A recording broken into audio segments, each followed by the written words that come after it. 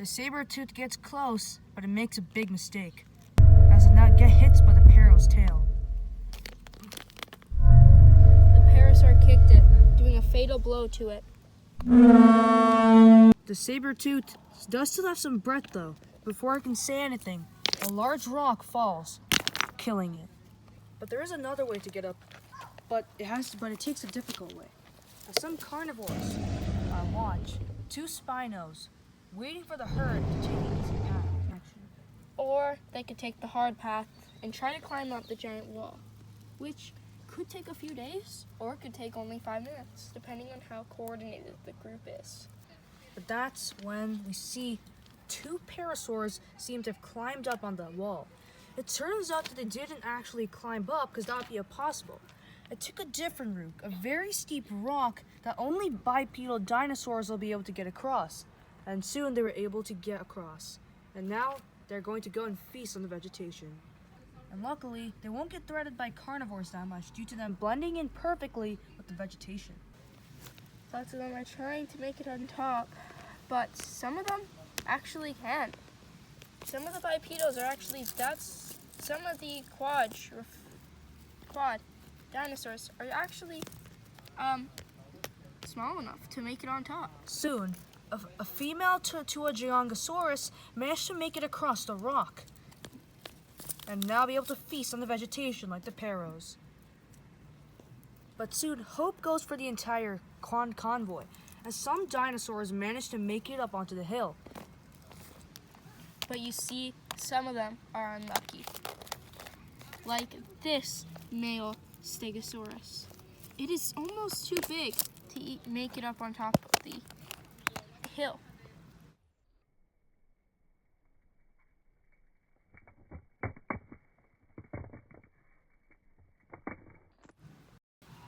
But eventually it does make it up.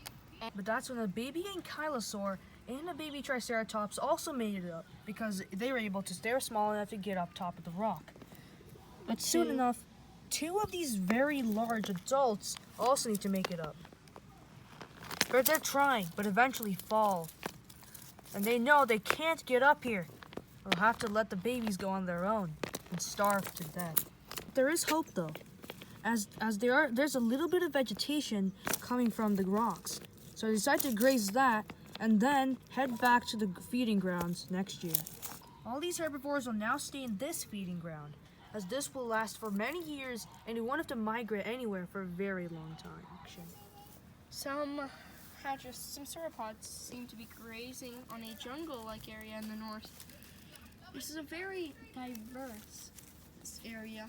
You have the alpines, the grazing fields, and then of course a jungle, which spans actually 95% of the isle. They seem to be grazing peacefully, but maybe that peace might come to an end as a medium-sized tyrannosaur is ready. The Albertosaurus is ready for a hunt. It was closely related to Tyrannosaurus rex. It even lived in the same time period, the late Cretaceous. But that's when one of the sauropods, Giraffatitan, stops eating and notices the Albertosaurus due to its very white coloration. To blend in with the rocks. But the Giraffatitan has caught its eyesight and decides to draw back. But the other herd is oblivious, and they do not notice the Giraffatitan's step back. The Albertosaurus sees this as an opportunity and decides to leap in. But the Diplodocus won't go down easy and decides to try to struggle and decides to try to get out. But it turns out the Albertosaurus's jaw is not giving. So what does it do? Well, it uses its strong and sharp tail to hit back the Albertosaurus. Diplo decides to run away with the rest of the sauropod herd, leaving the Albertosaurus with a very unsuccessful hunt. You know when I said that the meteorite didn't even affect this island? Well, this is where it did. This place has little to no life or vegetation. All it is igneous rock. The sauropods had gotten so scared they decided to flee to this area of the isle. But it turns out that this just gave the Albertosaurus an advantage. Due to its white skin, it was able to blend in with the environment amazingly. The sauropods are unaware of what's about to happen to them. The Albertosaurus decides that to dig a small burrow to just give itself kind of a trench to keep an eye on who to attack. He decides to go for the Diplodocus. As it got hit before and is probably really weak, it probably won't be able to fight back as it has ran a lot. The Albertosaurus does not know the really big downsides. One fatal blow of this, one will really hurt the Albertosaurus's head. And two, it'll hit the rocks, causing way more damage. This could be a risky battle here, but it'll be worth it. Back to the Isle. Here we come to the plains of the most biggest area in the Isle, or the second biggest, as jungle mostly takes up most. Here we have several dinosaurs going about to their day, socializing, hunting, play fighting, and so on. One problem for a specific group of dinos, the Triceratops herd. Had started to have several conflicts with other of the dinosaurs in the area, and it's starting to endanger them as a herd. The Triceratops family decided to come up with an option, is that to move on to somewhere else where they wouldn't be threatened by other herbivores. But with migration of the Stegosaurus migrate to, the north side of the island. But why? They're usually on the east or the south. Well, because of other, Cretaceous herbivores, which are stronger and all around better. This is the only place, but they hopefully will find peace. The Titanoboa, the biggest snake ever recorded by man. This snake is the deadly one, but it doesn't come alone. Because it has brought in company more female Titanoboas who are ready to now stalk this herd. But it looks like they've been done stalking and decided it's time to hunt.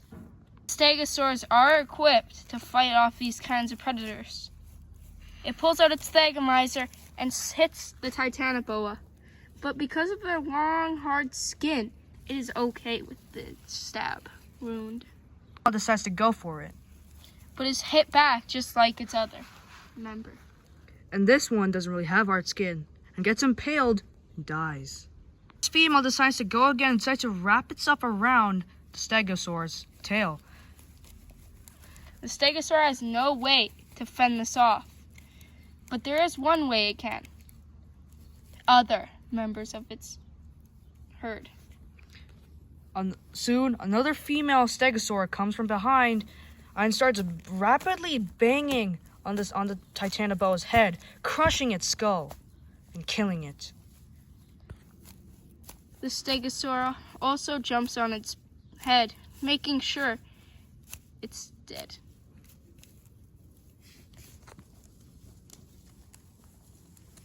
After that, the Stegosaurs decide to move on with their migration to other parts of the Isle.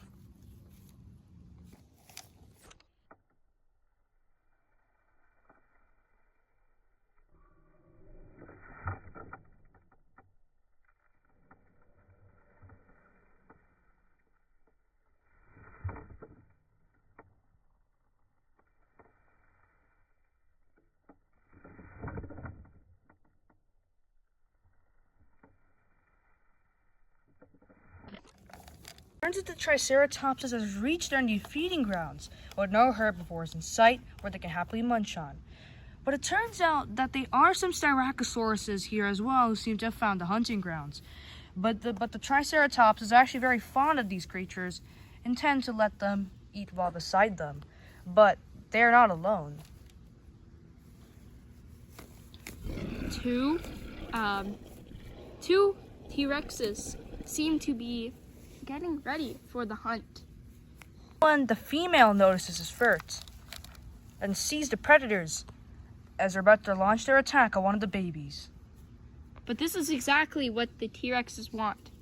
They run off with the baby. The baby is now lost, but to calm itself down, decides to start eating some grass. But it turns out that it hasn't gotten relaxed yet. The alpha of the 3 T-Rexes appears and ends the Triceratops' life. It bites down on the Triceratops' neck, killing it instantly. With the new fresh kill, the Rexes happily eat their meal. Now it's time for the other Rexes to feast, as they've been waiting for this kill for a long time. But this one will be the second. Why? Because it did the second most work, other than the alpha. By the time it gets to the final Rex, there's little to no left on the kill. Only parts of the bone remains for it to start decaying. The Triceratops has entered a field that they are not the rulers of, because it turns out that other animals seem to own this area. Ice Age animals. Territory of the south of the island has been where mostly Cenozoic creatures tend to roam. And the thing is, you don't really see dinosaurs that often. But they decide that they want their territory back. For revenge, one of the rhinos decides to impale the baby Triceratops. Blood on the tips of the rhino's horn.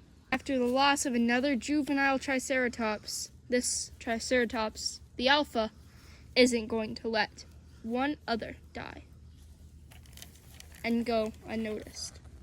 So soon enough, a Triceratops decides to start impaling the rhino.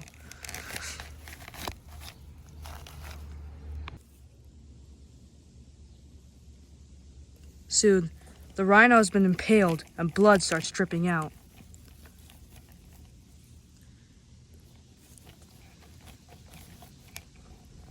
What is now left is a carcass of the rhino, and the Triceratops defeated it.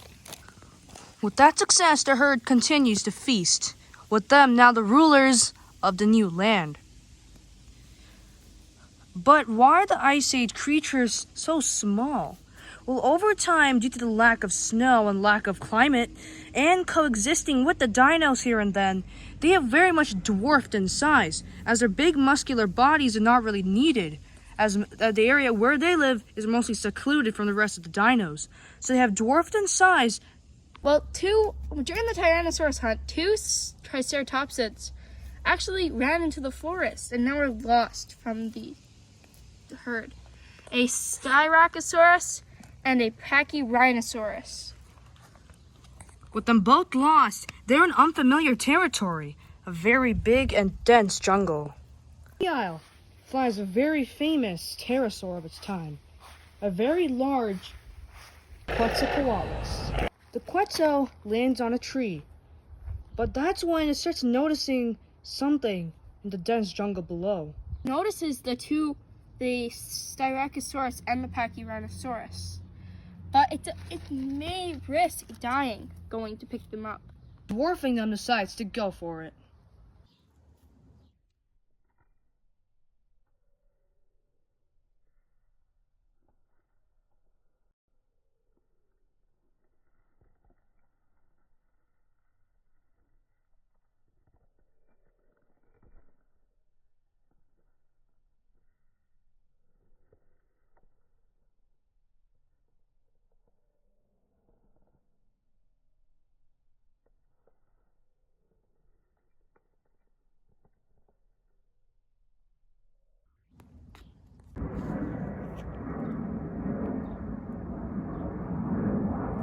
Atlas goes back to its nest, severely injured.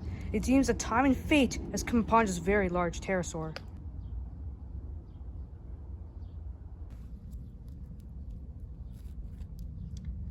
The Pachyrhinosaurus and the Styracosaurus can feel as the blood drips on them.